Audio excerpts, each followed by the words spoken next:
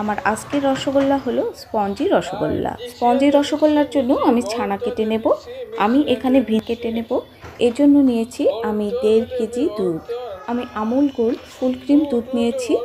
আর মিষ্টি বানানোর জন্য কিন্তু সবসময় ফুল ক্রিম দুধটাই নিতে হবে, তাহলে কিন্তু ছানা একদমই ভালো হবে না। আর দুধটা কিন্তু জাল দিয়ে ঘন হলে ছানাটা কিন্তু একদমই ভালো হবে না। আমি মাঝে মাঝে দুধটা নেড়ে দিচ্ছি, কারণ দুধের ওপর কোনো সর পড়তে দেওয়া যাবে না। আমি ঘড়ি ধরে প্রায় 4 থেকে 5 মিনিট পরে এভাবে ছানা কাটে আমি সেইভাবেই কিন্তু ছানা কেটে দেখাচ্ছি। সেমভাবেই আমি অল্প ভিনেগার দিয়ে ছানাটা আস্তে আস্তে কেটে নিচ্ছি। তাড়াতাড়ি ছানা থেকে জল ঝরিয়ে নেব। আপনি ছানাটা যদি গরম জলের মধ্যেই রেখে দেন তাহলে ছানাটা অনেক কড়া হয়ে যাবে। আর এর ফার্স্টেড ভিডিও ছিল আপু আপনার জন্যই আজকে আমি এই ভিডিওটা শেয়ার করেছি। আর এটাই হলো স্পঞ্জি রসগোল্লার ছানা, ততক্ষণ পর্যন্ত না হয়। আর পাশেই কিন্তু আমি জল ফুটতে দিয়েছি, কারণ গরম জল দিতে আপনারা তো সবাই জানেন। এভাবে ছোট ছোট টুকরো করে নিলে মিষ্টিগুলো সমান হবে, ছোট বড় হবে না।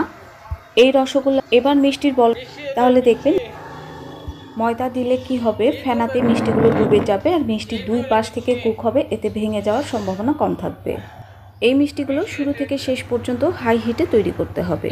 আর মিষ্টিগুলো কতটা পারফেক্ট হয়েছে দেখেই বুঝতে পারছেন।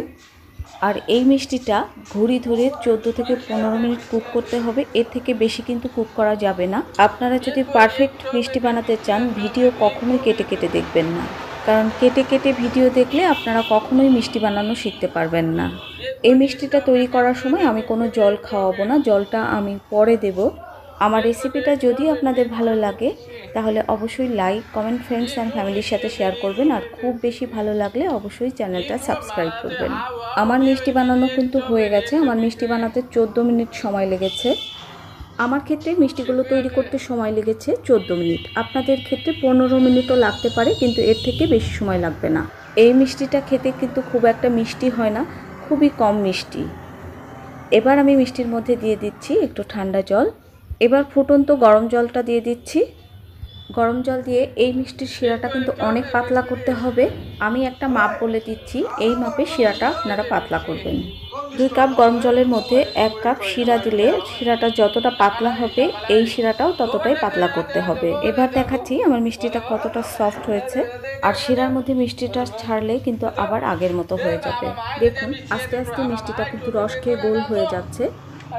আর এই মিষ্টিগুলো কিন্তু গরম গরম খেতে হয়।